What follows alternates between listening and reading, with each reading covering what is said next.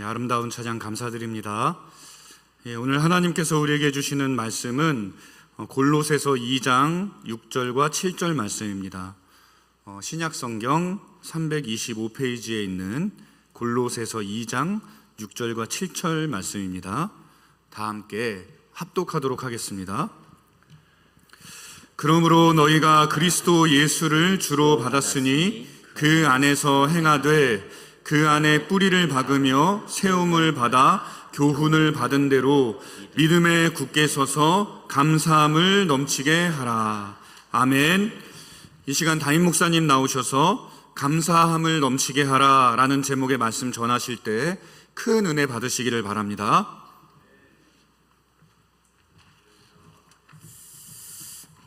할렐루야. 오늘 맥주 감사주일입니다. 7월 첫째 주 주일에 지켜지는 기독교 절기입니다. 사실 우리하고 잘 와닿지 않는 것처럼 느껴집니다. 왜냐하면 보리 추수를 마친 후에 하나님께 감사를 드리는 절기이기 때문에 농사를 짓지 않으면 이 절기를 지키기가 사실은 어렵습니다. 그래서 한국교회는 한 해의 중간 1월부터 6월까지 하나님이 지켜주신 것에 대한 감사를 감사 헌금으로 하기도 하고 고백으로 드리도록 그렇게 하는 절기입니다. 특별히 우리 교회는 1월부터 6월까지 새로운 담임 목사와 또 새로운 모습의 교회를 형태를 가지고 지금까지 흘러왔어요. 그래서 그것에 대한 감사와 마음이 저와 여러분 안에 있었으면 좋겠습니다. 미국 신시내티에 어떤 회사가 하나가 있습니다. 거기에 아주 신실한 CEO가 있는데 할레이 프록터라고 하는 이 CEO는 믿음이 되게 좋은 사람입니다. 그런데 그가 회사가 아주 어려운 상황에 부딪히게 돼요. 한 사람의 직원이 비누를 만드는 과정에 있어서 기계를 오작동했고 규정된 시간보다 조금 더 오래 가동하게 됩니다. 그래서 비누가 만들어졌는데 비누가 물에 가라앉는 게 아니라 물에 둥둥 뜨는 현상이 생긴 거죠. 회사는 이 일을 통해서 큰 손해를 입게 되었습니다. 이 모든 일들을 전달받은 프록터 사장은 특별히 회사원들 한 사람 한 사람을 소중하게 대하는 CEO였고 크리스찬이었기 때문에 범사에 감사하는 것, 화를 내는 것보다 하나님께 감사하고 묵상기도하는 것이 훈련되어 있던 사람이라고 합니다. 그리고 이 문제에 대해서 이 불량품을 어떻게 처리할지에 대해서 고민을 하다가 갑자기 하나님이 주시는 마음이 있었어요. 목욕탕에서 물에 뜨는 비누가 훨씬 좋지 않을까 하는 역발상이었습니다. 사진 한번 띄워주시죠. 그래서 만들어진 이 비누는 아이보리라고 하는 비누입니다. 우리나라 사람들도 많이 사용하는 이 아이보리 비누는 나오자마자 선풍적인 인기를 끌게 됩니다. 그리고 그분은 거부가 되는 거죠. 프록터 갬블 비누회사의 사장의 이야기입니다. 여러분, 우리 예수 믿는 사람들은 실수하고 실패하고 어려운 일을 당할 때 그 상황이 우리 안에 닥칠 때 그것을 하나님의 뜻이 무엇인지를 분석하고 도리어 하나님께 감사함으로 우리가 잘 회복될 줄 믿습니다. 말세의 마지막 때의 특징 중에 하나를 디모데후서 3장 1절과 2절에 보면 이렇게 나와 있는데요. 우리 같이 한번 읽어보실래요? 시작. 너는 이것을 알라. 말세에 고통하는 때가 이르러 사람들이 자기를 사랑하며 돈을 사랑하며 자랑하며 교만하며 비방하며 부모를 거역하며 감사하지 아니하며 거룩하지 아니하며. 부모를 거역하며 감사하지 아니하며 거룩하지 아니하며 이렇게 되어 있어요. 그러니까 말세에는 감사가 사라진다는 얘기입니다. 그런데 오늘 골로새서 2장 6절 7절에 보면 그러므로 너희가 그리스도 예수를 주로 받았으니 그 안에서 행하되 그 안에서 뿌리를 박으며 세움을 받아 교훈을 받은 대로 믿음에 굳게 서서 감사함을 넘치게 하라라고 되어 있습니다. 바울이 이야기하는 신앙의 과정, 이 말씀 그대로 띄워주시겠습니까? 7절 한번 보세요. 신앙의 뿌리가 내리고 그리고 신앙이 잘 성장하고 그리고 세움을 입고 믿음의 역사를 통해서 감사함을 넘치게 하는 것, 이것이 믿는 자들에게 되게 중요한 이야기라는 겁니다. 다시 이걸 정리할게요. 말씀 잘 보세요. 예수 그리스도를 처음에 주로 받은 날 때부터 그 안에서 계속 살다 보면 그 안에 뿌리를 내리고 세움을 입고, 말씀 띄워주세요. 세움을 입고 교훈을 받은 대로 믿음으로 강해지고 충만한 감사함을 넘치게 하는 겁니다. 이것을 충만한 감사함을 넘치게 하는 것을 overflowing with thankfulness라고 이야기해요. 그러니까 이 말씀은 단순히 감사가 아니라 감사가 가득한 것을 이야기합니다. thankfulness라고 하는 말이 감사가 아주 가득한 건데 그것은 overflowing, 차고 넘치게 하는 거예요. 홍수가 나면 물이 뚝을 넘잖아요. 그 현상처럼 감사가 이렇게 차고 넘치는 것을 말합니다. 여러분, 어린 아이들이 뭘 주면 감사하는 법이 없을 때가 많아요. 왜냐하면 이 아이들은 아직 미숙하기 때문에 그렇습니다. 감사한다는 표현을 잘 하지 못해요.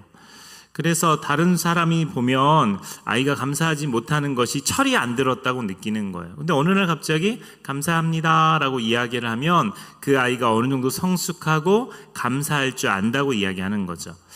그것이 되게 중요합니다. 성숙의 중요한 기준이 감사할 줄 아느냐 모르느냐에 따라 나눠지기 때문에 그렇습니다. 여러분, 우리가 하나님의 뜻이 궁금하죠? 그 하나님의 뜻이 명확하게 나온 것이 데살로니가전서 5장 18절 말씀입니다. 같이 한번 읽어보겠습니다. 시작. 범사에 감사하라. 이것이 그리스도 예수 안에서 너희를 향하신 하나님의 뜻이니라. 이게 하나님의 뜻이래요. 범사에, 모든 일에 감사라고 나옵니다. 이 감사라고 하는 말을 히브리어로 하면 토다라고 되어 있어요. 토다라고 하는 말은 무슨 뜻이냐면 감사의 대상에 대해서 그분을 인정하는 것을 감사로 표현하는 겁니다. 우리는 하나님을 인정하고 의지하고 비로소 범사에 감사할 수 있는 것, 이것이 토다라고 하는 뜻인 거죠. 근데 왜 우리가 이 감사를 잘 못하냐면 표현하지 않기 때문에 그렇습니다. 한번 따라해 보시죠. 감사는 표현하는 것이다. 감사는 표현하는 거예요. 예수님께서 길을 가시다가 10명의 한센병, 문둥병, 나병 환자를 만납니다. 그들은 정상인 옆으로 오지도 못해요. 그래서 멀리서 예수여 우리를 불쌍히 여기소서라고 외치기 시작합니다. 예수님이 그들이 불쌍했어요. 그래서 그들을 낫게 하십니다. 그리고 너희 몸을 제사장에게 보이라고 말씀합니다. 그런데 그들이 중간에 제사장에게 가다가 자기 몸이 나은 것을 느꼈어요. 그리고 난 다음에 예수님 앞에 온 사람은 10명 중에서 1명밖에 오지 않았습니다. 예수님께서 이렇게 질문합니다. 사마리아 사람이 왔는데 그에게 이렇게 이야기해요. 10사람이 다 깨끗함을 받지 아니하였느냐? 그 9은 어디 있느냐? 나머지 9명 어디 있어? 라고 예수님이 질문합니다. 한번 제가 다시 역질문을 할게요. 그 9명의 마음에 예수님에 대한 감사가 있을까요? 없을까요? 쇳소리가 나요. 뱀소리 같은 게 나요. 여기 산이기 때문에 그런 소리 내면 안 돼요. 정확하게 이야기하세요. 그 9명의 마음에는 감사가 있을까요? 없을까요? 있어요. 근데 표현하지 않았어요. 표현하는 것보다 더 급한 일에 마음을 쓴 겁니다. 가족도 만나야 되죠. 그리고 자기가 나병이 나은 것에 대해서 자랑하고 싶은 마음이 더 많았던 거예요. 그런데 예수님께서 그 한 명 사마리아인에게 이렇게 이야기합니다. 일어나라. 그냥 읽어드릴게요. 내 믿음이 너를 구원하였느니라. 이렇게 이야기합니다. 예수님은 감사를 표현하는 것을 믿음이라고 연결지으셨어요. 내 믿음이 너를 구원하였느니라. 저는 우리 성도들이 저에게 선물을 주면, 작은 거라도 선물을 주면 제가 감사하다고 표현을 합니다. 그렇게 하려고 노력해요. 그분이 외국에 나가서 목사님 이거 열쇠고리라도 하나 해드려야겠다. 그거 가지고 왔을 때 그 사이에 저에 대한 마음이 있을 거 아니에요. 있겠죠. 있으니까 사왔겠죠. 그러면 그게 아무리 작아도 저는 감사합니다 이렇게 표현합니다. 혹시 선물을 주셨는데 제가 표현을 못했다면 죄송해요. 근데 웬만하면 제가 표현하려고 노력을 합니다. 그게 되게 중요해요. 왜 제가 그걸 감사하다고 표현할까요? 왜 고맙습니다, 감사합니다, 이게 너무 감사해요, 좋아요 이렇게 표현하는 이유가 뭘까요? 또 선물 받으려고. 만약에 선물을 줬어요. 근데 제가 표현을 안 했어요. 그러면 성도들이 생각할 때 목사님 선물을 받으셨나? 왜 아무런 게 없지? 이럴 수 있잖아요. 여러분, 유통 과정이 좀 복잡한 경우가 선물이 늦게 오는 경우가 있어요. 제 선물을 교육자실에다 두잖아요. 그 인간들이 안 갖다 줘요. 먹은 건 아니에요. 안 갖다 줘요. 거기 한 2, 3일 있다가 옵니다. 그러면 제가 지금 갖다 주면 어떻게 하냐고 하면서 싸다구를 날리면서 이렇게 하지는 않지만 기다리는 성도가 있잖아요. 작은 거지만 그 선물을 줬는데 목사님 잘 받으셨나? 그래서 유통체계를 바꾸겠습니다. 그냥 목양실에다가 걸어 놓으세요. 그게 제일 안전하고 빠른 길이에요. 중간에 갖다 줘야 되는데 교육자들이 바쁘면 못 갖다 줄 때가 있어요. 그래서 저는 웬만하면 감사를 표현하려고 하는데 이거 쉬운 거 아닙니다. 표현이 안 되는 사람들이 있어요. 옆 사람 한번 보세요. 표현 잘하게 생겼나 못하게 생겼나. 더럽게 못하게 생겼죠. 표현해야 되는데 표현이 안 되는 사람들이 있어요. 그게 감사하다고 그 말 한마디 하는 게 그게 힘든 거예요. 저는 제 스마트폰으로 카톡이 오든 문자가 오든 제가 답문을 다 해드립니다. 근데 이것도 사실 훈련되지 않으면 이거 하기 어려워요. 저한테 전화가 오면 어떻게든지 나중에라도 전화를 드리려고 노력을 해요. 근데 이게 훈련되지 않으면 그거를 이 전문 용어로 씹었다, 읽고 씹었다, 일씹 이런 거 가르쳐주는 교회 없어요. 한번 따라해보세요. 권사님들, 일씹, 읽고 씹었다. 일자가 사라졌는데 이게 단문을 안 해? 그러면 일씹이라 그래요. 성경이 안 나와요. 감사라고는 한자가 있는데 한번 보여드릴게요. 느낄 감에 살해할 사자입니다. 느끼는 거예요. 감사는 느끼고 그것을 표현하는 거예요. 그런데 이 살해할 사자를 다시 한번 분석하면 말씀 언에 화살을 쏠 때 쏘잖아요. 쏠 사자를 합친 겁니다. 그러니까 마음의 느낌, 내가 감사를 했어요. 그러면 말로 쏘는 겁니다. 그게 감사예요. 근데 그렇게 하지 않으면 감사가 아니라는 거예요. 그건 감이에요, 감.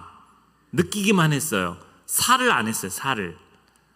여러분 옆 사람에게 이렇게 인사할까요? 감사합니다.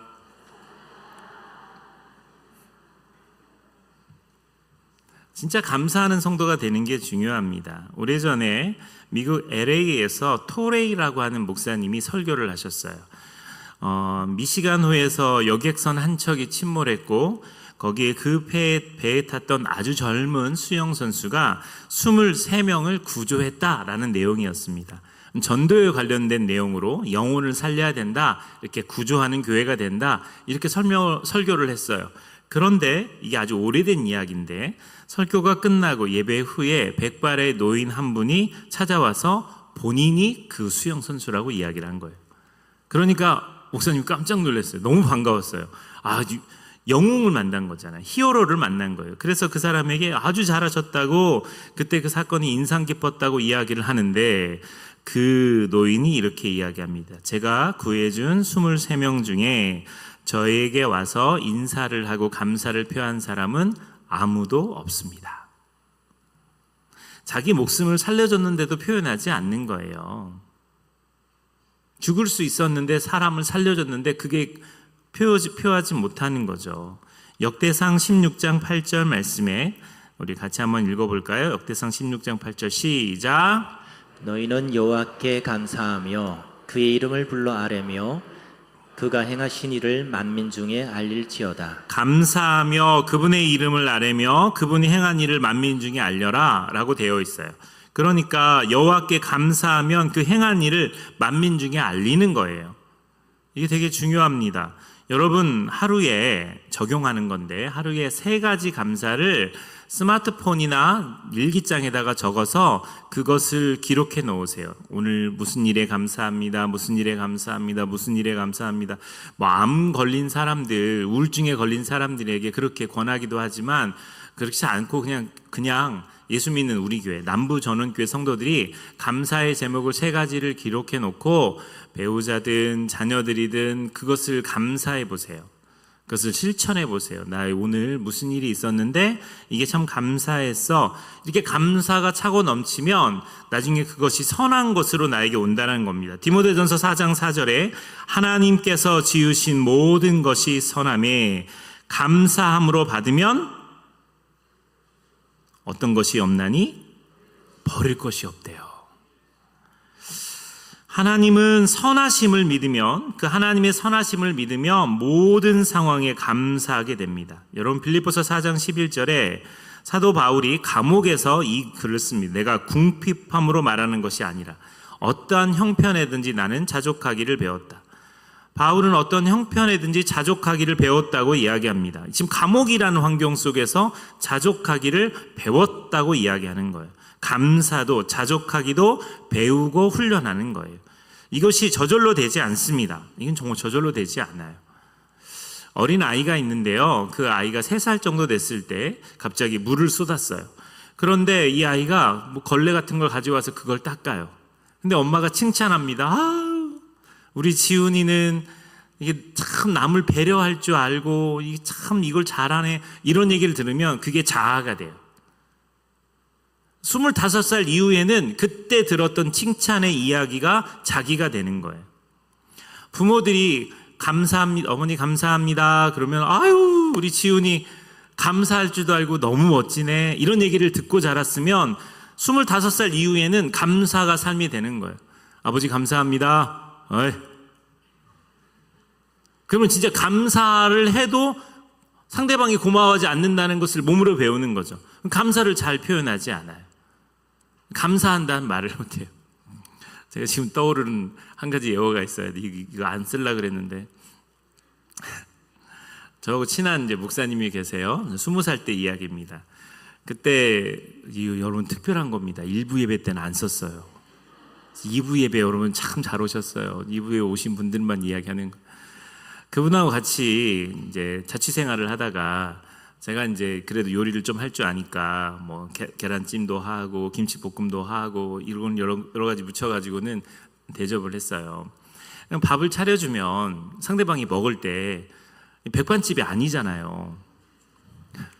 돈 내고 먹는 것도 아니잖아요. 근데 아무 말도 않고 먹는 거예요. 전 그런 거 못 보거든요. 그래가지고 일단 숟가락을 내려놓고 형, 어떻게 이렇게 차려놨는데 감사하다는 인사 한마디 없이 그렇게 먹냐고. 내가 네 엄마냐? 어떻게 감사하다는 말을 안 하냐고 제가 이렇게 따졌어요. 그랬더니 이분이 미안하다고 그러면서 오늘 진짜 괜찮다. 맛있다도 아니에요. 괜찮다. 그래가지고 밥 먹다가 그거 가지고 한참 제가 훈수를 뒀어요. 여러분 저한테 잘못 걸리면 피곤합니다. 또 그 다음날 제가 또 밥을 이렇게 차렸어요. 그리고 생선도 굽고 해가지고 줬어요. 근데 오늘은 어떻게 반응할지가 궁금했어요. 아니라 다를까 아무 말도 않고 먹는 거예요. 그 인간이. 그리고 제가 이제 너무 좀 화가 나서 왜 아무 말도 안 해? 그랬더니 정신이 번쩍 들었나 봐요. 그리고 그분이 저한테 했던 말이 정말 괜찮다. 여러분 구제불능인 사람들이 있어요. 이게 안 고쳐지는 사람이 있어요. 이 사람은 분명히 어렸을 때 무슨 환경에 문제가 있던 사람일 거예요. 아니 감사합니다. 맛있었다. 이 말이 그렇게 어렵습니까? 정말 괜찮나가 뭐예요? 내가 지금 막 품평회를 하는 것도 아니고. 시각, 청각, 언어 장애인인 헬렌 켈러라는 사람이 있어요.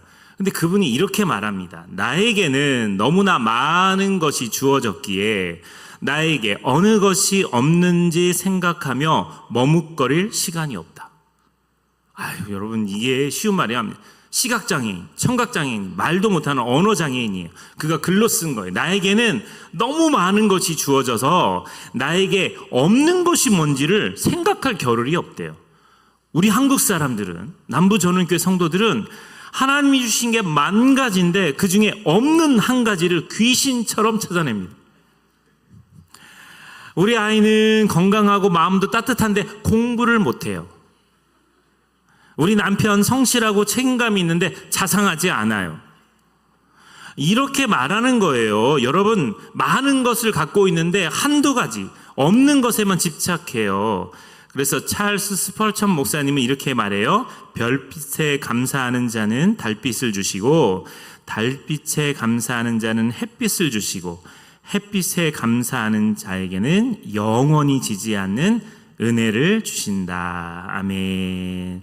그리고 이런 말이 있습니다. 행복은 감사의 문으로 들어와서 불평의 문으로 나간다. 저는 저같이 일하는 스태프들 그리고 우리 부목사님들 중에 감사 안 하고 불평하는 사람은 절대 쓰지 않습니다. 보세요, 진짜 감사하지 않는 사람 안 써요. 투덜투덜 불평하는 사람들 제 주변에 없습니다. 죽인다는 뜻이 아니에요. 그런데 왜냐하면 성경에 하나님의 뜻이 뭐라고요? 범사에 감사하는 거예요. 남부전원교회 성도들도 범사에 감사해야 돼요. 시험에 들지 않고 범사에 감사해야 돼요. 오늘 일부 예배 때요. 여러분 놓친 게 있는데요. 나중에 영상을 한번 보세요. 고성훈과 아이들이라고 하는 팀이 등장해서 특송을 했어요. 고성훈 목사님, 서상길 목사님, 이태환 팀장님 이렇게 세 분이 나와서 감사라고 하는 찬양을 불렀어요. 그 찬양이 나오는 순간 저 뒷자리에 앉아서 펑펑 울었습니다. 너무 감사한 거예요. 이런 좋은 사람들과 함께 팀을 이루게 하신 하나님께 너무너무 감사한 거예요. 그래서 제가 일부 설교를 망쳤어요. 코가 맹맹해가지고 눈은 팅팅 부어가지고 그 동영상은 안 올릴 거예요. 너무 많이 울었어요. 그래서 너무 감사하다. 여러분 우리가 돌아보면 진짜 감사한 게 너무너무 많아요. 근데 그 감사를 표현하지 못할 때가 많고 그 감사가 진짜 감사를 못 느낄 때가 많습니다. 다시 본문으로 들어가서 한번 보겠습니다. 골로새서 2장 6절 7절에 보면 7절 말씀 보세요. 뿌리를 내리고 세움을 받는 것, 성장하는 과정, 믿음의 경고히 서는 것, 이것이 수동태로 사용됩니다. 수동태는 잘 모르시는 분도 계시겠지만 그냥 내가 하는 게 아니라 상대방이 막 끌려서 가는 걸 이야기해요. 그런데 감사함을 넘치게 하라는 능동태예요. 이건 뭐냐면 감사함을 넘치게 하는 것은 우리의 몫이에요. 내가 하는 거예요. 이해 가세요? 다른 것은 내가 할 수 없어요. 뿌리를 내리고 세움을 받고 교훈을 이것은 내가 하는 게 아니라 다른 사람에 의해서 하게 되는 건데 감사함을 넘치게 하는 것은 하나님이 하시게 하는. 그래서 우리를 통해서 하나님이 일하시는 거예요. 그러니까 우리가 그걸 표현해야 돼요. 우리가 그걸 표현해야 돼요. 때로는 열심히 살아도 뭔가 풀리지 않을 때가 있어요. 열심히 공부했지만 좋은 성적을 거두지 못할 때가 있습니다. 정말 최선을 다해 준비했지만 사업에 실패하는 경우도 있어요. 나름대로 교회를 잘 섬겼지만 비난과 욕을 먹을 때도 있습니다.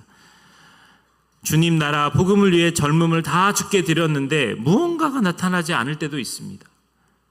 어렵지만 정직하게 성실하게 살려고 발버둥 치는데 나를 오히려 이용해 먹는 나쁜 놈들을 만날 때도 있어요. 그런데 여러분 우리는 이럴 때 세상 사람들과 다른 삶을 사는 것입니다. 감사를 넘치게 하라. 그것이 우리가 해야 될 아주 중요한 일 중에 하나라는 겁니다. 왜냐하면 예수라는 보배를 질그릇에 담았기 때문에 그렇습니다.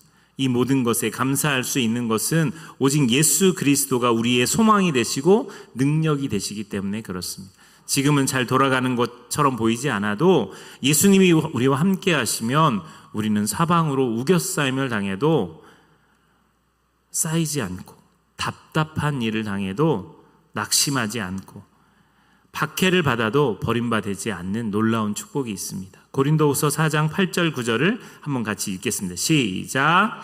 우리가 사방으로 우겨쌈을 당하여도 쌓이지 아니하며 답답한 일을 당하여도 낙심하지 아니하며 박해를 받아도 버림받지 아니하며 거꾸로 뜨림을 당하여도 망하지 아니하고.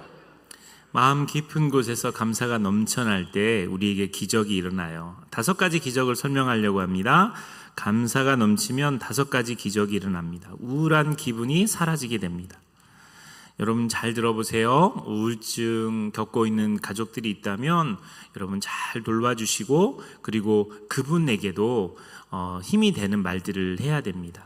사실 우울증을 겪고 있는 가족들이 또 우울함에 빠지기 쉬워요. 자살을 한 사람의 유족들이 또 자살할 확률이 높습니다. 그러니까 우울증은 감기처럼 오는 거지만 주변에서 어떻게 하느냐에 따라 달라지거든요. 매우 힘들고 어렵습니다. 제가 미제이 사역을 연예인 사역을 하면서 이 우울증 환자, 조증, 조울증 환자를 너무 많이 만나서 그들과 함께 하다 보면 제가 우울해지는 것을 느낄 때도 있어요. 그런데 감사가 넘치면 우울한 기분이 사라집니다. 그리고 감사를 드리면 삶의 기쁨이 넘치게 됩니다. 감사가 사라지면 기쁨이 사라집니다. 원망과 짜증을 내게 됩니다. 그래서 감사가 넘치면 기쁨이 충만합니다. 또 감사를 넘치게 드리면 미래에 대한 믿음과 소망이 넘치게 됩니다. 감사가 없는 사람은 믿음이 식어버려요. 의심이 생겨요. 소망이 절망으로 바뀌게 됩니다. 근데 감사가 넘치는 사람은 계속 믿음이 생겨요. 확신과 소망이 넘치게 되는 겁니다. 내가 지금 너무 힘들고 어려운 시간을 보내. 너무 분주하고 바빠요. 그런데도 이 감사가 이걸 끝내면 나에게 이런 일이 있겠지라고 하는 그 공식을 대입한 사람은 기대감이 있어요. 기대감이 있어요.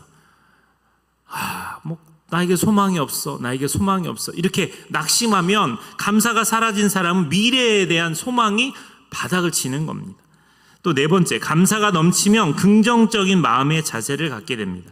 감사가 식으면 부정적인 생각을 하고 반응을 해요. 사춘기 아이들이 그래요. 청소년 아이들, 마귀 새끼들이 걔들에게 다 들어갔어요. 몰빵이 됐어요. 걔들은 정말 부정적이고 삐딱하고 엄마가 나한테 해준 게 뭐가 있어? 왜 깨워? 왜 나를 귀찮게 해? 나 힘들어 죽겠는데 막 고3 때 루시퍼가 들어가요. 마귀의 대장 루시퍼가 들어갑니다. 그냥 온통 모든 신경이 날카로워요. 말 한마디 잘못해도 간식 갖다 줬는데도 그런 애들은 주지 마세요. 그냥 간식 갖다 주는데도 먹기 싫어. 루시퍼가 들어가서 그래요. 여러분 대적 기도하세요. 내가 나사렛 예수 이름으로 십자가 들고 들어가세요. 다섯 번째, 감사를 하면 하나님과 사람에 대하여 마음이 넉넉해지고 후해집니다. 정말 감사가 넘쳐야 되는데 이게 잘 안 돼요. 말씀을 맺겠습니다. 우리 모두는 그리스도 예수를 주로 믿는 사람입니다. 예수님 우리를 대신해 십자가에 죽으셨고요. 예수님 십자가에 흘리신 피로 우리의 모든 죄를 깨끗하게 씻어주셨어요. 예수님 우리에게 영원한 생명을 주셨고 우리는 예수 그리스도로 말미암아 하나님의 자녀가 되었습니다. 우리는 장차 예수 그리스도로 더불어서 하나님 아버지의 나라의 영광을 이어받을 사람입니다. 그래서 감사할 수 있어야 돼요. 그런데 우리의 일상에서 감사하는 법을 제가 인용한 책을, 어떤 책에서 인용된 글을 소개하려고 합니다. 한번 보세요. 옷이 몸에 끼이면 아이씨 옷 작아, 배불러, 배 터지겠네, 숨 막혀 이렇게 하는 게 아니라 그것은 내가 잘 먹고 잘 살고 있다는 것이니 감사하라.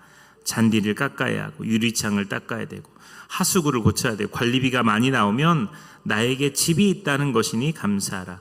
정부에 대해서 불평과 불만의 소리가 많이 들리면 그것은 언론의 자유가 있다는 것이니 감사하라.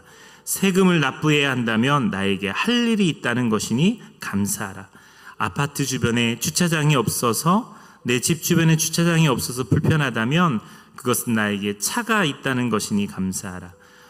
전기값, 난방비, 에어컨비가 많이 나온다면 그것은 따뜻하게 시원하게 살고 있다는 것이니 감사하라.